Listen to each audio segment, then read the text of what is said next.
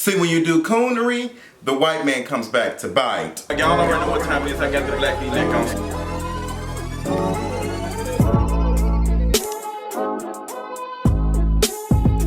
Girl, they didn't kick Omarosa out the White House. We got Trump trying to pass legislation for tax reform before Christmas. So much white mess going on. I don't even know where to start. But let's go and get into this King of Reeds TV video. So where do I want to start off first? Let's talk about net neutrality. A lot of people have been talking about this, been trending on Twitter. A lot of people are concerned and trying to find out what is the issue. I've been doing a little research and making sure that I know what is going on because it's not as crystal clear as some people are trying to make it on social media. As we see a couple of pictures of, people saying this was going to happen in this country, we don't have net neutrality, this is what's going on, like you're going to be charged $10 to use Skype, Facebook and all that, like these companies are going to push this on for you to pay. That's some of the case, but not necessarily. So what the issue is, and the way I've been explaining, these telecom companies such as Verizon, AT&T, and Xfinity, Comcast, whatever you want to call them, they are the internet service provider, ISPs. They provide us internet access. And so what net neutrality did, or was supposed to do, is to protect consumers. So we're all surfing through the web, we making sure we checking whatever, we checking YouTube, we checking Miss X2, we checking all of our, our sites and stuff. So what net neutrality is supposed to do is to make sure that every time we go on any of these social media sites or any of these sites, Netflix, anything, that we're still getting the same amount of speed no matter what site we're going on. Now, considering that Xfinity owns NBC, with net neutrality being repealed, this was put in place 2015 under the Obama administration. What people are fearing is going to happen is people like Xfinity will say, girl, I'm going to make sure that anybody that's going to anything that NBC owns, make sure that the site is loading faster. They're streaming better. Like, NBC has, things on demand, so they're going to make their shows run a little faster versus if we go on Netflix and, it's running slower. So Netflix will pay them a little bit more for their site to run faster. Now that goes a whole bunch of ways. Like startup company, let's say that Justin wants to make King of Reeds TV media. I cannot afford to pay Comcast or AT&T a certain amount of money to make sure that my site and all this is running faster. So net neutrality is supposed to make sure that all of us are created equal. But girl, y'all know we're in a Republican administration and they believe in supporting big businesses, and big business is supposed to trickle down with other stuff and make us, our lives a little bit better. But that's never been the case. So AJ Pye, the FCC commissioner, girl, he is the lead, he's the one in charge, he's the head honcho, was put in place. He was appointed by Obama. A lot of people are saying that elections have consequences, which is completely true. All elections have consequences. When you don't vote, when you don't do this and that, or stuff happens. So people were saying that, if we would have voted for Hillary, we wouldn't have had this situation. None of this would have happened. And some folks said, well, girl, AJ Pye was, nominated by Barack Obama during his administration, so what are you really saying? At the same time, I can totally understand that. I think that's an easy cop-out to say it on both sides. When you say that, oh, you should have voted for Hillary Clinton, we would have never had this problem. Oh, well, it doesn't matter if we voted for Hillary Clinton or not because he was still there regardless. Now, I think if you think about it, if we vote for a certain person or whatever person is placed is going to make sure that the laws that they believe are going to work for whoever are going to be put in place. And AJ Pye was a Verizon lawyer back in the day, not too long ago. So is he really for the people? Is he really for us? He believes that, if we lessen some of these regulations, that these companies will spend a little bit more on infrastructure. Now, the things that AJ Pye believes in, there's no evidence of it, period. There's no evidence that these companies are not going to spend that money. He just believes it. So I don't know what to believe. Now, I do want to talk about the fact that people did make comment and make mention about, the voting thing. I think if we would have had a Democratic person in office, preferably Hillary Clinton, because she was the person, Republican, Donald Trump, and then we had Democratic leader Hillary Clinton that was running. I do believe if Hillary Clinton would have won, we would have been in a better space with this. I don't think Hillary Clinton would have let that happen. I think Hillary Clinton would have made sure that Congress repeals it, that even if it did go forward. Even though AJ Pye was, nominated, he wasn't giving the head honcho position. Donald Trump gave him the head honcho position. And I think some people don't understand how things work. Like, you have to have some type of compromise. not compromise on my existence, on my rights, but compromise. Like, I believe in this and that, and you believe in this. Let's come together and find some common ground. So I think that even though Obama did appoint him, I think he really didn't have no choice. Like, you have to play, you know, the game a little bit. And I think a lot of us don't understand it. We think you just knock things down and it's going to work, and it doesn't work like that. But I hope I was able to explain it to you all perfectly, as well as I could have articulated it. But it's an interesting thing, and it's kind of complex and a little bit more complex than we think it is. So what is going forward now is a lot of people that, you know, going to, you know, try to take it the legal route, and that's going to take a while. We can get Congress to try to repeal it. They have 60 days after the repeal, and that was on the 14th, so they have 60 days. It's a process. I'm going to let you all know. I'm going to be updating you. One of my contributors is working on a blog piece that's going to be on kingeries.com explaining net neutrality in a written form, so make sure you're staying tuned for that. So let's talk about black women showing up in numbers and the Alabama Senate race. I was not surprised at all. Black women came out, they showed out, and they did what they're supposed to do. Black women in Alabama, you know, said, girl, we are not going through that. We already got Jeff Sessions trash ass here, so we're not going to allow that to happen. People, black women, black men in Alabama have felt, you know, they have felt a lot more racial injustices than a lot of us have in different states. But I think Alabama is one of their places. Like, a lot of things that we hear about is in Alabama, that have happened in Alabama. So these black women got up and they told their husbands, they told their significant others, they told their wives, they told anybody. They said, girl, get your ass up, do what you need to do to vote. I even told one of my friend guys, you need to go vote. You need to make sure that you're voting. All the folks in Alabama. So black folks came out and they did the work. And black women are the most underserved people in America. And they came out and they still, you know, looked out. They didn't look out for us. They looked out for themselves, because they said, girl, we cannot. So I'm thankful for that. Doug Jones did win that Senate race, girl. Disgraced Republican Al Moore, or with Roy Moore, what is his name, girl? I don't even care. I don't think he still has conceded. I don't think he said, girl, I'm not conceding nothing, girl. I ain't got nothing to do with you. Y'all ain't gonna, you blacks ain't gonna vote me out of office. But there were a couple of people that, you know, were voting in Alabama. They said that, you know, they were looked at crazy, like they were getting checked a little bit more, and ID black folks said they were, you know, felt some type of voter suppression. And that's something that we need to make sure that we're paying attention to, and that we're actually studying, because that is actually happening. They don't want us to vote, but black women, kudos to y'all. Y'all did what y'all had to do, and y'all got the work done. Black women said, move, motherfucker, you in my way, and they came and they did the work, and I'm just so happy for it. So that puts 49 Democrats in the House, we're in the Senate, and I think it puts 51 Republicans. So we're about to cut off their majority. The Democrats are about to cut off their majority. So, you know, maybe we can do some work, but we have to stay vigilant. We have to make sure that we stay on it, and we have to make sure that we out here putting our voices in the box and checking it twice. Okay, Santa Claus type teas. So a little quick ATLT, honey.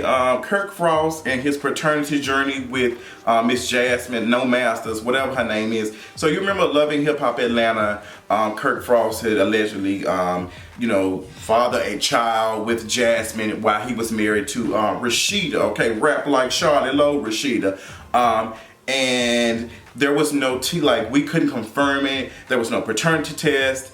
And so Miss Jasmine, you know, wasn't even able to make it on the reunion. And y'all remember that Rashida had said that, you know, even though a man gonna do what they do, it takes a woman to open her legs. Y'all remember Rashida said that trash shit, and I ate her ass up alive after that dumbass comment. But, you know, so a judge has now thrown out the case completely. Jasmine has not been able to serve Kirk Frost with any papers or anything, and he's just apparently just been not getting it. So, you know, the judge threw it out and said, girl, you got no case. Case closed, next case. Now, honestly, I'm gonna be honest. I believe they just did it to make it seem like Jasmine was trying to do it. There is no way in hell that Rashida is not trying to find out if that's her, you know, her husband's baby or not. I'm just not believing it. I just don't think Rashida's that stupid. I think she says stupid shit. So I believe it was a scheme that Todd stood up to come to us with the bullshit. So I'm not believing the hype at all. I do believe, honestly, that this was a scheme completely that production set up with Love and Hip Hop Atlanta to make it a storyline for Rashida and Kirk Frost.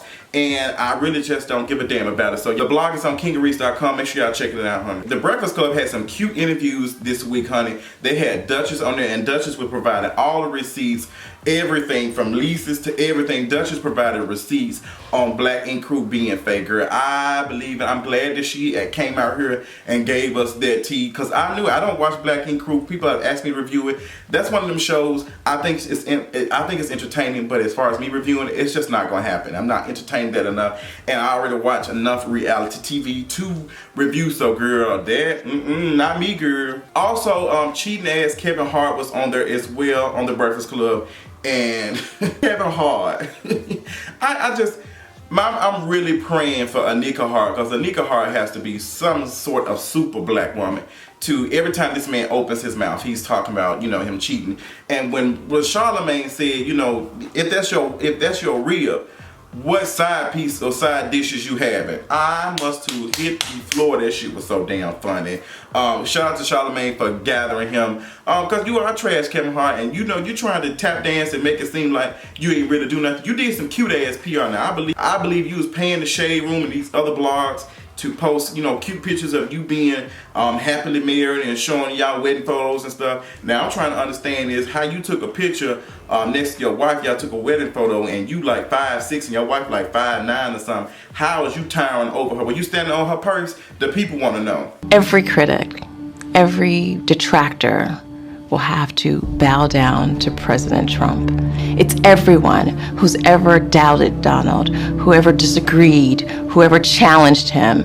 It is the ultimate revenge to become the most powerful man in the universe. See, when you do clownery, the clown comes back to bite. Omarosa got her ass fired so quick, girl. They threw her out like Jazzy Jeff on Fresh Prince. Girl, you is gone, honey. So Omarosa was let go, and they said that she was trying her best to talk to Trump. They said General Kelly, I think he was the chief of staff, the president's chief of staff, the White House chief of staff. Let me make sure I'm getting his titles right. Titles, Game of Thrones, tease. Okay, they said that General Kelly told her, girl, I don't know what we paying you $180,000 a year for, girl. We gonna have to let you go, sis. So they told homegirl, the boot. So they gave her the boot, and Omarosa was pressed about it. So they said she tried to, allegedly, she went in the residency of the White House and tried to, knock on Trump's door. And girl, they said security, the Secret Service had to deny her access to him. And then the Secret Service came out on Twitter and said, girl, now we ain't kicked nobody out, but we do deny access when you trying to get into the president's room, so we don't play that. Y'all might not have escorted her out, but somebody escorted her out and y'all stopped her. So Omarosa is now on her coon tour, her book tour, and she's out here telling us that black women and black people have already been saying. So Omarosa, you gotta give me very white woman tease, regurgitating everything that black people have already said, and then you're making money off of it. You're making profit. You're going to the press tour, you're talking. She has an interview that's coming on tonight, and she's going to say that Trump is racial, not racist. All skin folks ain't your kinfolk. That's something that we need to know, especially with AJ Pye. His ass is not kinfolk either, okay? He a person of color, but is he a person of color with his raggedy cooning ass? You got kicked out, girl. They gave you the boot, honey. They gave you what you needed. And now you want to go over here and do this press tour and talk to folks about, stuff that we already knew about. Why are you talking to us, girl? We ain't got shit to say to you. We told you, we've already said that. His approval rating with blacks is 7%. And you thought that you was gonna make it, bump it up? Girl, what are you doing? Not even addition, attraction, and please excuse my dear Aunt Sally can save his ass. We're not interested. The man has done and said crazy shit and saying stuff like, oh, there's good and bad people on both sides. We're talking about Charlottesville. And we got white folks walking around here in polo shirt and tiki torches.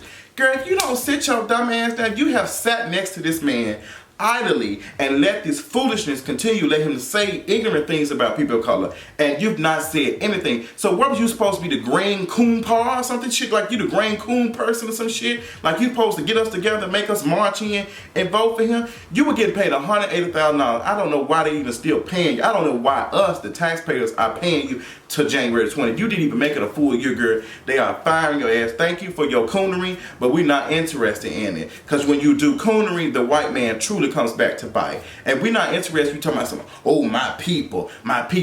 Girl, we knew what the tea was. And you still slid your slip and slide records built ass through the White House thinking that was going to make some difference. And it did absolutely, positively nothing. Look at these fine people. So Sarah, no chin having ass, Huckabee Sanders was on, she did her little press conference with her damn chitlin chin ass. I cannot stand that woman. I hate to be, dragged in the way she looked, but I am not here for her silly putty built ass. I'm just not. She an evil spirit. She has a nasty tone, and I just don't like how she's condescending when she's talking to April Wright. I just don't like it. I don't like her. I cannot wait till she get her big thumb looking ass out of there. I'm sick of all them folks, honey. So Sarah Huckabee Sanders said, oh, we have some diversity in the White House.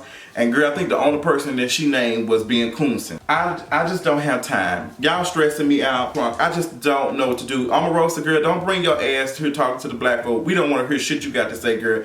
Keep your bullshit. I don't even want this shit coming to me. But what do y'all think about Omarosa? Girl, I really don't want to ask y'all because y'all gonna have my comment section lit up. But Omarosa, girl, you got her there and tap dance like Daffy Duck, girl, and like you got your ass fired. So girl, you got what you piece be still, and you was still a fool, a hot ass fool, okay?